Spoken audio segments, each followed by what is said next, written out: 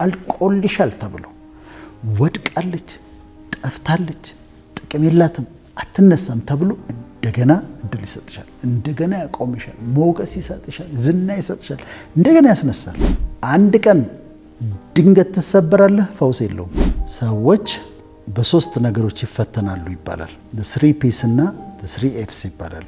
ገንዘብ ኖሯቸው፣ አቅም ኖሯቸው፣ ሚስት እያለቻቸው እዛች ጋር ሲሄዱ፣ እዛች ጋር ሲሄዱ፣ እዛች ጋር ውሽማ ሲያስቀምጡ፣ ባንኮክ ሄደው ሴት ሲያማርጡ፣ ጸጉሩ ተላጨ፣ አይኑ ወጣ፣ ወፍጮ አስፈጩት፣ ተዋረደ፣ የከበረ ሰው፣ ታላቅ ሰው።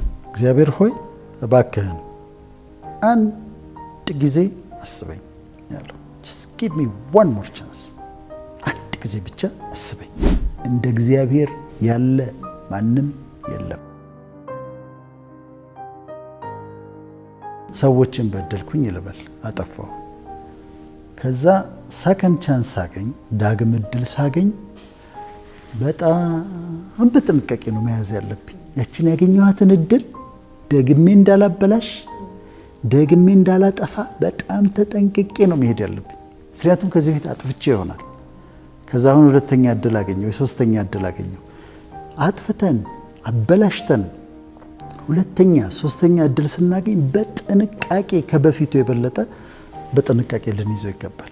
ምክንያቱም ሰዎች ከሁለት ጊዜ በላይ ከሰከንድ ቻንስ በላይ ላይሰጡሽ ይችላሉ። አንዴ ይቅርታ ያደርጉልሻል፣ ከዛ ሊሉ ይችላሉ። ምክንያቱም እንደ እግዚአብሔር አይደሉም ሰዎችና እግዚአብሔር ልዩነት አላቸው። ሙሴ አገልግሎቱን ጨርሶ ሊሄድ ሲል ለሚተካው ለኢያሱ እንደዚህ ያለው በጣም ልቤን ይነካዋል። ይሹሩን ሆይ በሰማያት ላይ ለረድኤት በደመናት ላይ እንደሚራመድ እንደ እግዚአብሔር ያለ ማንም የለም ማለት የህይወት መመሪያ ነው። ይሄ እንደ እግዚአብሔር ያለ ማንም የለም። የተናገረው ሰው ማን ነው? ሙሴ። እድሜው ስንት ነው? 120 ዓመት። 40 ዓመት በቤተ መንግስት፣ 40 ዓመት በምድረ በዳ ሚስት አግብቶ ልጆች እየወለደ 40 ዓመት የእግዚአብሔርን ሕዝብ እየመራ 120 ዓመት ኤክስፒሪየንስ ያለው ሰው ነው ይህን የሚነግርሽ። እንደ እግዚአብሔር ያለ ማንም የለም ይልሽ። እናት ነበረችው ሙሴ። ስለዚህ የሚለው ያንን ነው። እኔ እናት ነበረችኝ፣ ከመሬት ላይ ያነሳችኝ ግብፃዊቷ ንግስት አልነበረች እሱ የፈርዖን ልጅ። እሷን እናት አውቃለሁ። ጡቷን አጥብታ ያሳደገችኝ ደግሞ እናት አውቃለሁ። እናት መልካም ነች በጣም። ግን እውነቱን ልንገርህ እንደ እግዚአብሔር ያለ ግን ማንም የለም። ከእናት በላይ ነው ማለት ነው። ሚስትን አውቃለሁ። የታማባት ሚስት ነበረችው ማለት ኢትዮጵያዊቷን አገባ ምናምን ብለው ተጣልተው ሲፓራ ሚስትን አውቃለሁ። ሚስት መልካም ናት፣ ደግ ናት። የሚስትን ለስለሳ ገላ አውቃለሁ። ፍትኔ ነው እየጨመርኩበት ይሄን እንደዛ አይልም። ግን ሚስት መልካም ናት፣ እንደ እግዚአብሔር ግን ያለ ማንም የለም። ወንድም ነበረኝ፣ አሮን የሚባል ወንድም ነበረኝ። ማርያም የምትባል እህት ነበረችው ሙሴ። ወንድም መልካም ነው፣ እህት መልካም ነች። ግን ቢ ኬርፉል፣ እንደ እግዚአብሔር ያለ ግን ማንም የለም። እኔ ይሄ ሰዎችን ሁሉ ወዳለሁ አምናለሁ፣ ግን እንደ እግዚአብሔር ያለ ማንም የለም የምትለዋ ግን የህይወቴ መመሪያ ነች። ሰዎች ሊለወጡ ይችላሉ።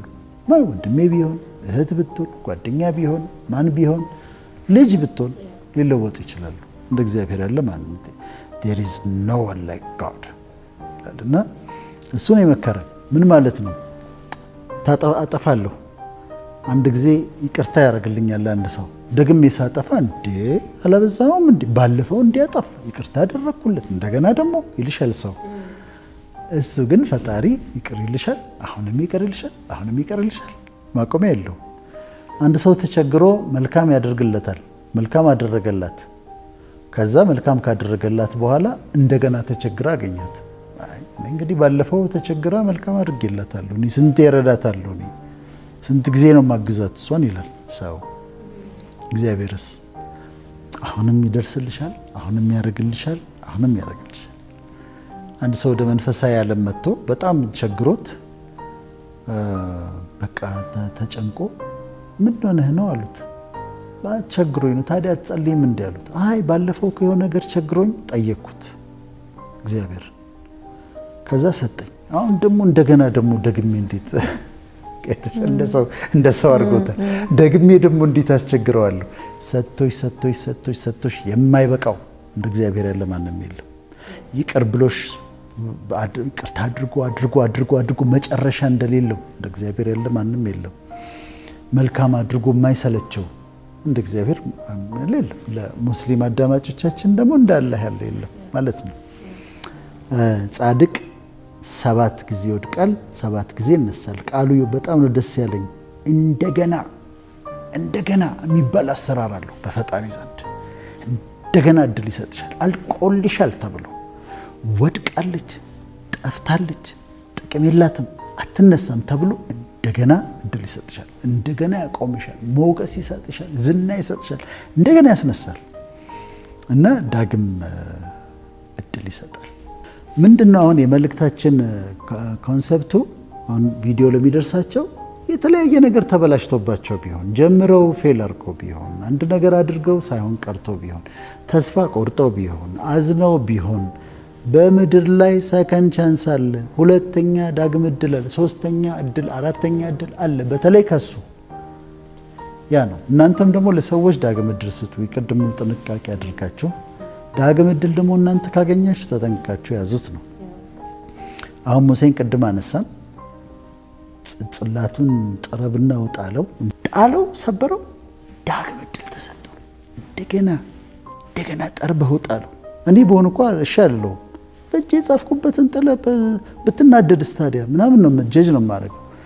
ከዛ ምን ሆነ መሰለሽ? የማይሰበር ጽላት ሆነ። ከዛ በኋላ አልተሰበረም ያ ጽላት። የሳምሶንን መልከት። ሶምሶንን ስናይ በጣም እኮ አብዝቶታል። ሶምሶን ለእግዚአብሔር የተለየህ ነህ ናዝራዊ ነህ የተባለ ሰውዬ አንድ ሄድና ያችን ነው ወደድኩኝ ካላገባሁ ይላል። ከዛ ደግሞ ሴተኛ አዳሪ ጋር ይገባል። አሁንም እዛች ጋር ይሄዳል። አንድ ቃል ምን ይላል መሰለሽ? ብዙ ጊዜ ተዘልፎ አንገቱን ያደነደነ ድንገት ይሰበራል፣ ፈውስም የለውም ይላል። እና አንዳንድ ሰዎች ማወቅ ያለባቸው ገንዘብ ኖሯቸው አቅም ኖሯቸው ሚስት እያለቻቸው እዛች ጋር ሲሄዱ ውሽማ ሲያስቀምጡ ባንኮክ ሄደው ሴት ሲያማርጡ ሀብታቸው ይጨምራል። ሰላም ነው፣ ሲያዩት ሰላም ነው። ልጆቻቸው እያደጉ ነው። ሚስታቸው አታውቅም። በቃ ሰላም ነው። እግዚአብሔርም የተስማማ ይመስልሻል? ከሚያደርጉት ነገር ጋር እግዚአብሔር የተስማማ ይመስላቸዋል። አንድ ቀን ድንገት ትሰበራለህ፣ ፈውስ የለውም። ትዕግስቱን እንደ መስማማት መቁጠር የለባቸው። እዚህ ጋር ሚስት አለች የምታለቀስ፣ እሱ እዛ ውሽማ ሲል እዛ ጋር እንትን ሲል ልክ አምላክ የተስማማለት ይመስለዋል። ብዙ ጊዜ ተዘልፎ አንገቱን ያደነደነ ድንገት ይሰበራል፣ ፈውስ የለውም ይላል እና አንድ ቀን ጉዳት ይመጣል። ወይ በሽታ ይመጣል፣ ወይ ደግሞ አንዷ ጋር ይገባና ከዛ ታረግዛለች። አረገዝኩ ትሏለች። አስወጪው፣ አላስወጣም። ታዲያ ሰው ወልደዋለሁ። ሚስት ትሰማለች፣ ሌላ ሴት እንዳስረገዘ። ከሚስት ጋር ይበጠበጣል፣ ልጆቹ ይበተናሉ፣ ሀብቱ ይበተናል፣ ነገሩን ሁሉ ያጣል። እና መጠንቀቅ ያስፈልጋል። አንዳንዴ በምናጠፋቸው ጥፋቶች ጋር እሱ የተስማማው እንዳይመስል ነው። አሁን ሶምሶን ችግሩ ይሄ ነው። ሴተኛ አዳሪ ጋር ሄዳል፣ እዛች ጋር ሄዳል።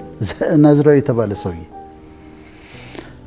ሰዎች በሶስት ነገሮች ይፈተናሉ ይባላል። ስሪ ፒስ እና ስሪ ኤፍስ ይባላሉ። ስሪ ፒስ የሚባሉት ፕሮስፔሪቲ፣ ፕራይድ እና ፕሮሚስኩዊቲ ነው። ገንዘብ፣ ሀብት፣ ፕሮሚስኩዊቲ ዝሙት፣ ፕራይድ ኩራት፣ ከዝና ጋር የሚመጣ ኩራት። ከነዚህ በአንዱ አንድ ወንድ ይፈተናል፣ በአንዱ ይወድቃል። ወይም ደግሞ 3 ኤፍ ይባላሉ። ፌም፣ ፎርቹን፣ ፊመል። ሀብት፣ ዝና በሴት ለሴቷ ደግሞ ወንድ ማለት ነው። ግን ብዙ ጊዜ ወንዶቹ ናቸውና ድካሜ የቱ ጋ ነው ብሎ ማጥናት ያስፈልጋል። በገንዘብ እፈተናለሁ። አንዳንድ ጊዜ እኮ ለአንዳንድ ሰዎች የሆነ ፖለቲካ ፓርቲ ወይም መንግስት፣ የኛ መንግስት አላልኩም፣ በአጠቃላይ መንግስት የሆነ ገንዘብ ይሰጥሽና ገንዘብ የተሰጠው ሰውዬ ሲያወራ ይውላል። ሲያወራ ለምን ቀምሷል? ገንዘብ በቃ ተሰጥቶታል። ያንኑ ሲያወራ ይውላል። ለምን? በገንዘብ ሸጎጥ አድርጎለታል። ስለዚህ ሲያወራ ሊውል ይችላል። እና ገንዘብ በጣም የሚያታልላቸው ሰዎች አሉ። ዝና በጣም የሚወዱ ሰዎች አሉ። ከዛ የተቃራኒ ጾታ ደግሞ የሚያታላቸው አሉ። አሁን ድካምሽን እኔ አሁን ድካሜን አውቃታለሁ። የቱ ጋር መጠንቀቅ እንዳለብኝ ያውቃል ተጠንቀቅም ስለሚል ገንዘብ ያሳስተኛል ብዬ አይቼዋለሁኝ። ገብቼበት የወጣሁበት ነገር ነው። ገንዘብ ያታለኝ። ዝና ምንም አይመስለኝ። ምን ይዘ ግሮሰሪ ገባለሁ እንግዲህ ሄዳለሁ ምንም እንትን አይሰማኝም። ሰዎች ሰላም ሲሉኝ ሁሉ እገረማለሁ። እንዴት አውቀኝ ነው እላለሁ። ምንም እንትን አይለኝም። መጠነቀቅባት ግን ኤሪያ አለ ሽሹ የተባለው አቅሜን የማውቅባት እና ራሴ የምጠነቀቅባት ቦታ አለች። ከዛ እሷን ሽሹን የተባለው ድካምሽን ካወቅሻት የቱ ጋር እንደሆንሽ ድካምሽን ካወቅሻት እሷ ድካም ጋር መጠንቀቅ ያስፈልጋል ማለት ነው። ድካሜ የቱ ጋር ነው ብሎ መጠየቅ እና መሸሽ መጠንቀቅ። ከዳዊት አልበልጥማ። ከዳዊት በልጣለሁ። ከንጉሥ ዳዊት በልጣለሁ። አየ የሰው ሚስት ነች፣ የኦሪዮ ሚስት ነች። በጣም ታምራለች። ግን አሁን እዛ ጋር ማድረግ የነበረበት ዳዊት ምንድን ነው? የኦሪዮ ሚስት ነች አሉት። ከዛ ጥሯታል። ግን ልክ አይቷት ተፈትኖ ባለበት ሰዓት ዳዊት ምን ነበር ማድረግ ያለበት? ብድግ ብሎ መግባት ነው። ዞር ማለት ነበር የነበረው። ከዛ የኦሪዮ ሚስት ነች አስመጣት። አብሮት ተኛ። ልጅ ተወለደ። ልጁ ተቀሰፈ። በኋላ ሰለሞን ተወለደ። ኦሪዮን አስገደለ ምናምን ኮምፕሊኬሽን አለው። ከዳዊት ስለማልበልጥ እኔ ማድረግ ያለብኝን ጥንቃቄ አድርጋለሁ። ምክንያቱም ገንዘብ አልኩሽ ዝና ምናምን እንትን አይለኝም። በኦፖዚት ሴክስ ግን በተቃራኒ ጾታ ግን ከዛ ጥንቃቄ ማድረግ ያለብኝን ሽሹ ነው የሚለው እና እንደም ጥንቃቄ ታደርጊያለሽ። አንዱ ምን አለ መሰለሽ ጻድቅ 7 ጊዜ ይወድቃል 7 ጊዜ ይነሳል የሚለውን አነበበና አንድ ቀን እኔ 3 ነው የወደኩት 4 እድል አለኝ ገና ማለት ነው እየቆጠረ 3 ነው ገና ያጠፋሁት። እና ደሊላ መጣች። ጸጉሩ ተላጨ፣ አይኑ ወጣ፣ ወፍጮ አስፈጩት። ተዋረደ። የከበረ ሰው፣ ታላቅ ሰው፣ ህዝብን 20 ዓመት የመራ ሰው በጣም መጫወቻ አደረጉት። ያን ሁሉ ህዝብ አጣ፣ ክብር አጣ። ግን አሁን ወደ ጸሎቷ ልመጣ ነው። ጸሎቷን ስለምወዳት እንትን ብላቴናውን ፒላሮቹን አስይዘኝ ብሎ የጸለያት ጸሎት እግዚአብሔር ሆይ እባክህን አንድ ጊዜ አስበኝ ያለው just give me one more chance አንድ ጊዜ ብቻ አስበኝ። ይሄ በጣም ልቤን የሚነካው ጸሎት ነው እና እግዚአብሔር ደግሞ አንድ ጊዜ አበርታኝ just once more ነው ያለው። እግዚአብሔር እንዲህ አይነት ጸሎትን ማለፍ አይችልም። ይኸውልሽ ይሄ ዴስፐሬት ሆነሽ በጣም ዴስፐሬት ሆነሽ ፕሊዲንግ የሚባለው መማፀን እና ባክህን አንድ ጊዜ አስበኝ ስትይ ዴስፐሬት ሆነሽ ስትማፀኘው ሊያልፍሽ አይችልም።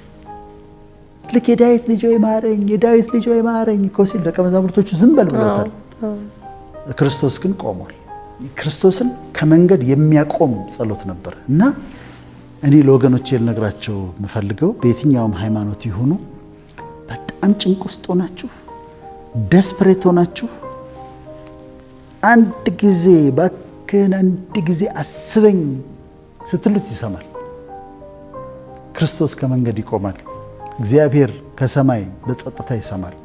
ፈጣሪ ይሰማልና ያንን አደረገና ይህቺ ጸሎት በጣም ነው የምወዳት። ትሰማለች ደግሞ ይገርምሻል። ዙፋኑን የምትነቀንቅ ጸሎት ነች፣ የምትመለስ ጸሎት ነች። ያንም ማለፍ አይችልም። አትለፈኝ፣ አንድ ጊዜ አስበኝ፣ አንድ እድል ስጠኝ ሲባል ሊያልፈው አይችልም። ሁሉም በየሃይማኖቱ